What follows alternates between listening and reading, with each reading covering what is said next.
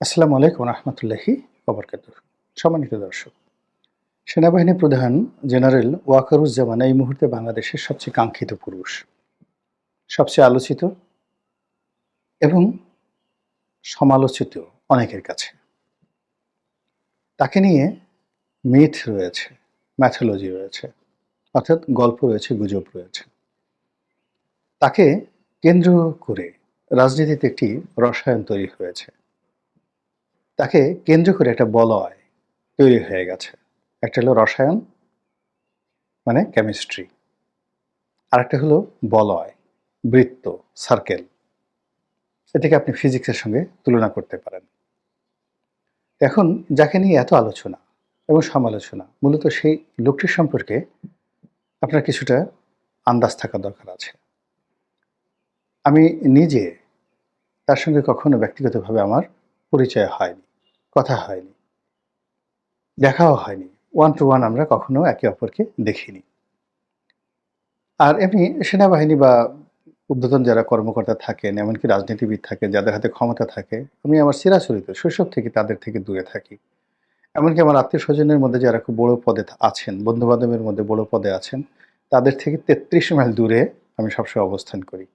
ক্ষমতা আমার কাছে আসলে সবসময় একটা ভয়ঙ্কর জিনিস মনে হয়। এর কারণ হলো, যখন ক্ষমতাধর মানুষ তারা দুনিয়াকে ধরাকে সরাক জ্ঞান করেন। তাদের কাছে গিয়ে আপনি আ ঠিক সত্যিকার অর্থে আপনি যে মেন্টাল ট্রিটমেন্ট, এটা পাবেন না। হয় আপনি অতিমূল্যায়িত হবেন, অথবা আপনি অপমানিত হবেন।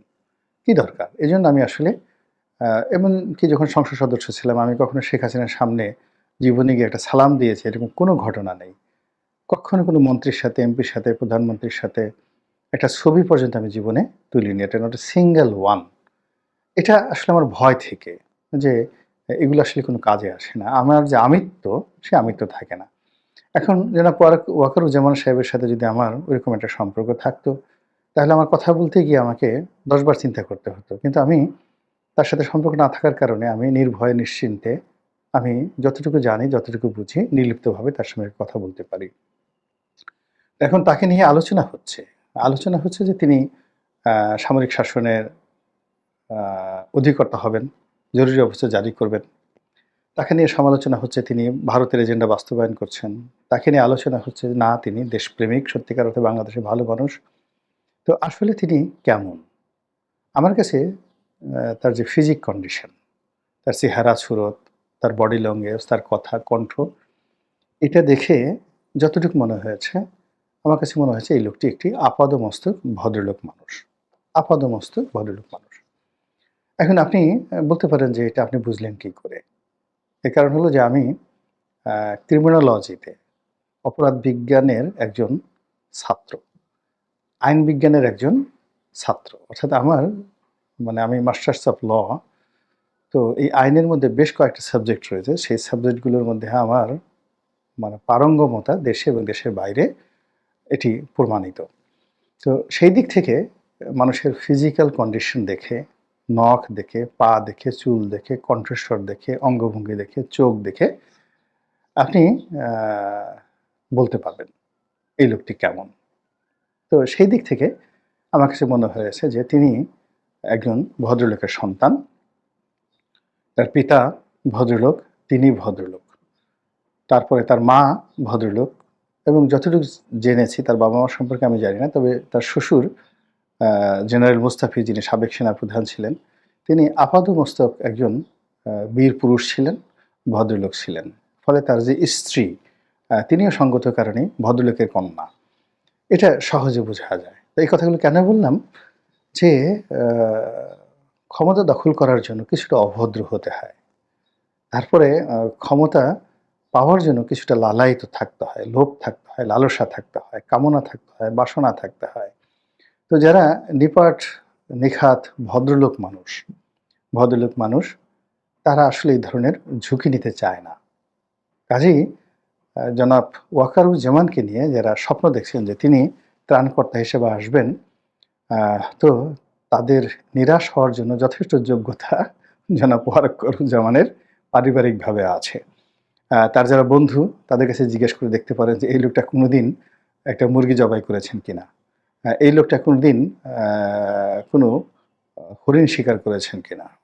অনেক দেখা যাচ্ছে যে আর্মি কর্মকর্তা জিওসি হিসেবে দায়িত্ব পালন করেছেন পার্বত্য চট্টগ্রামে, শিকার করা তাদের নেশা।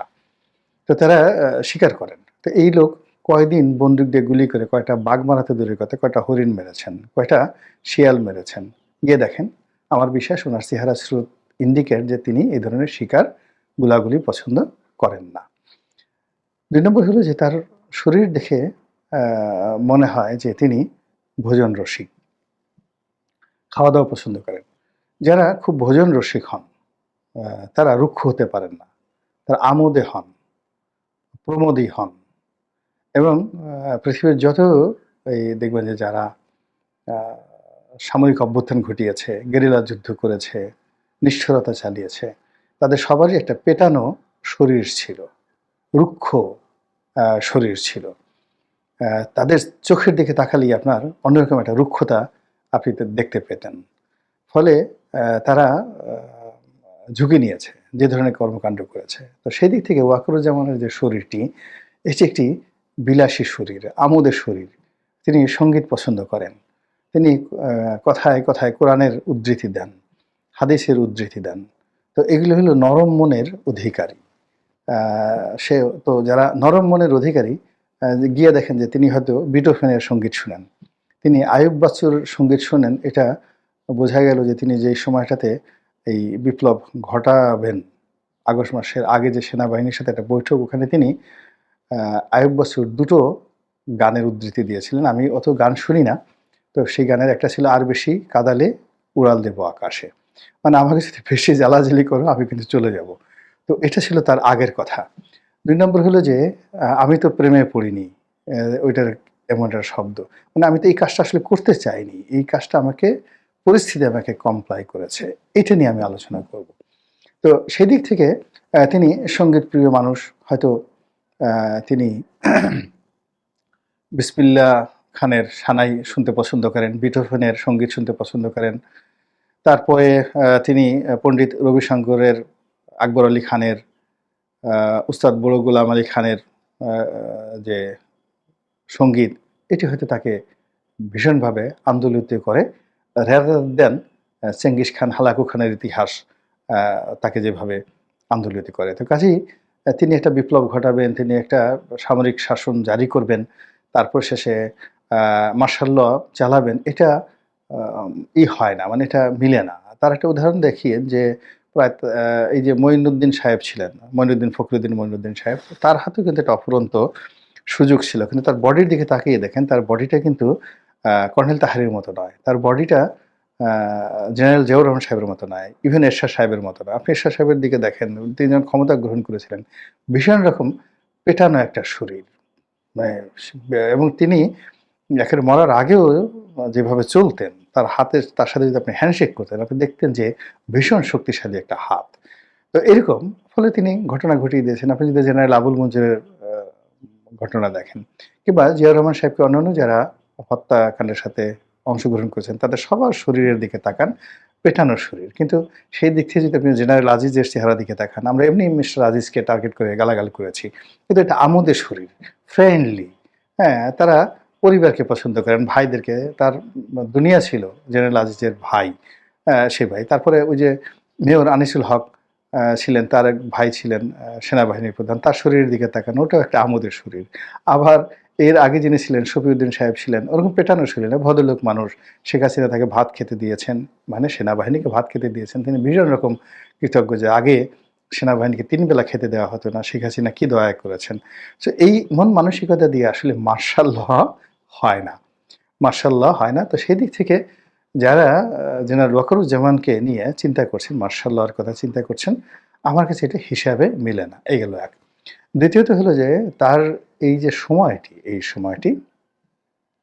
সময়টির সঙ্গে জেনারেল নুরুদ্দিন খান, যিনি একসময় সেনাপ্রধান ছিলেন, তার সঙ্গে আমার কেন জানি তাকে খুব ভীষণ রকম আ মানে তার অন্তর্মিল খুঁজে পাই। জেনারেল নুরুদ্দিন খানের সঙ্গে আমার ঘনিষ্ঠ সম্পর্ক ছিল। ভীষণ রকম ঘনিষ্ঠ সম্পর্ক ছিল এবং তিনি কতটা উচ্চমানের ভালো মানুষ, আমি একটা ছোট্ট উদাহরণ দেই। ইন 1980 কোন সালে, মানে তিনি তখন সেনাপ্রধান, আমার সালটা ঠিক মনে নেই। তো আমি ব্যবসা-বাণিজ্য শুরু করেছি। শুরু করার পরে আমি একটা প্রতিষ্ঠানে হঠাৎ করে একটা বিপদে পড়ে গেলাম। প্রাইভেট বড় মাল্টিন্যাশনাল কোম্পানির একটি মালিক, চেয়ারম্যান। তো তিনি ভীষণ জেদি। আ কারো কথা শুনেন না। এখন আমার সাথে তার যখন একটা বিরোধ হলো, আমি সঠিক ছিলাম। কিন্তু তাকে বোঝানোর মতো ক্ষমতা আমার ছিল না। আর বাংলাদেশে কেউ তাকে গিয়ে যে একটা কথা বলবে, সে এত শক্তিশালী ছিল। তার কারো সুপারিশ সে শুনত না। ভীষণ রকম খেপাটে। তো আমি তাকে জিজ্ঞেস করলাম যে, "এই লোক কার কথা শুনেন?" তো বলল যে, "তার সাথে সেনাবাহিনীর প্রধান জেনারেল নুরুদ্দিন খানের সাথে ভালো সম্পর্ক।" তো আমি সোজা একেবারে মোটরসাইকেল, তখন আমার একটা মোটরসাইকেল ছিল। সবে ব্যবসা শুরু করেছি। সেটা চালিয়ে জেনারেল নুরুদ্দিন খানের বাড়িতে চলে গেলাম। তখন ঘন, ঘন কারেন্ট যেত। তো নুরুদ্দিন খান সাহেবের বাড়িতে গিয়ে একেবারে সোজা গেটে গিয়ে বললাম, "ভিতরে খবর দেন, রনি আসছে।" তো যাই হোক, সম্ভবত রনি কমন নেম, তার কোনো আত্মীয়স্বজনের আ কারো ছেলের নাম রনি আছে। তো উনি বললেন যে, "ওকে ড্রয়িং রুমে বসতে বল।" তা আমাকে লোকজন নিয়ে ড্রয়িং রুমে বসালো। সেনাপ্রধানের ড্রয়িং রুম। আপনি বুঝতে পারেন ব্যাপারটা। রাতে। তো কারেন্ট নাই। উনি একটা চার্জার লাইট নিয়ে, "এই রনি বাবা কেমন আছো?" বলে এসে আমার মুখের সামনে চার্জার লাইট ধরেই উনি একটা আঁতকে উঠলেন। "আরে! তুমি কে?" হ্যাঁ, আমি বললাম যে, "স্যার আমার নাম রনি।" "তুমি তো আমি মনে করছি আমার আত্মীয় রনি। তো তুমি কেন আসছো?" অনেকটা ভয়, মানে অনেকটা মানে আশ্চর্য হয়ে গেছে। সারপ্রাইজ, পুরা বাসা খালি। কেউ নাই। ড্রয়িং রুমের মধ্যে আমি একা। তো আমি বললাম যে, "স্যার আমি আসলে এই সমস্যার জন্য আসছি আপনার কাছে।" তো উনি বললেন যে, "তুমি কি করে বিশ্বাস করলে যে তোমার সাথে আমার কোনো পরিচয় নাই, জানা নাই, শোনা নাই। তুমি আসলে আমি কাজটা করে দেব?" তো আমি বললাম যে, "স্যার আমি জানি আপনি ভালো মানুষ। আমিও ভালো মানুষ। দুজন ভালো মানুষের সঙ্গে সম্পর্ক আল্লাহর রহমতে এমনি, এমনি হয়ে যায়। আল্লাহ এই সম্পর্কটা করে দেয়। আমি এই ভরসা নিয়ে আসছি। দ্বিতীয়ত হলো আমি যে বিষয়টা নিয়ে আসছি এটা জেনুইন। এটি আমার জন্য জীবন মরণ সমস্যা। আপনি একটা টেলিফোন করলে বা ২ কলম লিখে দিলে আপনার কোনো ক্ষতি হবে না। আপনি আমার কাছে ঘটনাটা শুনুন। এই এতটুকু আবেদন নিয়ে আসছি।" হি ওয়াজ সো ইমপ্রেসড। তিনি বললেন যে, "বাবা তুমি বসো।" তারপরে আমাকে নাস্তা খাওয়ালেন, আমার সব কথা শুনলেন এবং আমার কাজটি করে দিলেন। এবং তারপর থেকে উনার সঙ্গে আমার অনেক দিন নিদারুণ সম্পর্ক ছিল। পরবর্তীতে সেই সম্পর্কটা উনি যেই মুহূর্তে অ্যাক্সিডেন্ট করলেন, মন্ত্রী হলেন, আওয়ামী লীগ সরকারের মন্ত্রী হলেন, তখন থেকে আমি আসলে তার সাথে দূরত্ব বজায় রেখেছি। ওই কারণে যে ওই যেরকম ক্ষমতাধর লোকদের সাথে আমার আসলে আ ভয় লাগে। এনিওয়ে, তো সেই দিক থেকে জেনারেল নুরুদ্দিন খানকে আমি যেভাবে দেখেছি তারও অনেক সুযোগ ছিল। আওয়ামী লীগের মন্ত্রী হিসেবে, জ্বালানি মন্ত্রী হিসেবে তার অনেক সুযোগ ছিল।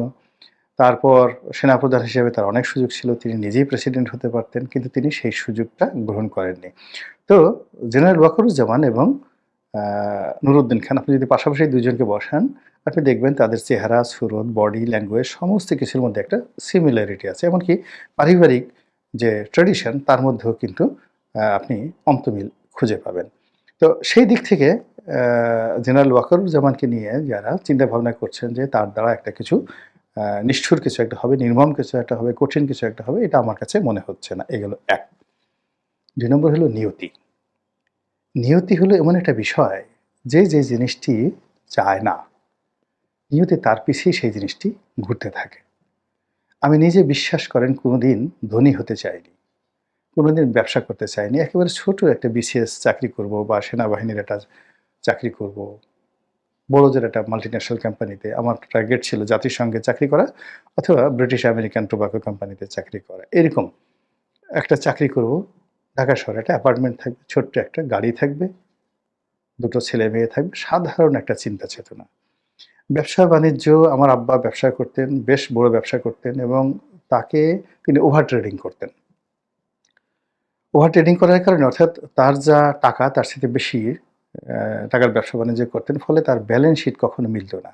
অলওয়েজ তিনি একটা অস্থিরতার মধ্যে কাটাতেন। তো এটা আমার ভালো লাগতো না। ভালো লাগতো না যে একদিকে পাওনাদার বসে আছে, আবার তিনি যার কাছে টাকা পাবেন তাদের সাথে চিল্লাফাল্লা করছে। সব মিলিয়ে একটা টেরিবল অবস্থা। তো এখন এই যে অবস্থা, সেই অবস্থার কারণে আহ আমার কাছে মনে হয়েছে যে আমার ব্যবসা-বাণিজ্য করব না। কিন্তু নিয়তি আমাকে এই ব্যবসার দিকে নিয়ে আসছে। রাজনীতি, আমি ছাত্রলীগ রাজনীতি করতাম। কিন্তু সেটা প্রাণের টানে। পারিবারিকভাবে লোকজন আওয়ামী লীগ করত সে কারণে। কিন্তু আমি এমপি হব, মন্ত্রী হব, চেয়ারম্যান হব, মেম্বার হব, পৌরসভার মেয়র হব, এরকম কোনো চিন্তা আমার মধ্যে ছিল না। এমনি রাজনীতি করেছি। মিছিল করতে ভালো লাগে, মিটিং করতে ভালো লাগে। যেমন এখন রাজনীতি করছি। রাজনৈতিক কথাবার্তা বলতে ভালো লাগে। কিন্তু এটার বিনিময়ে ভবিষ্যতে আমি দলীয় মনোনয়ন পাবো ইত্যাদি, ইত্যাদি।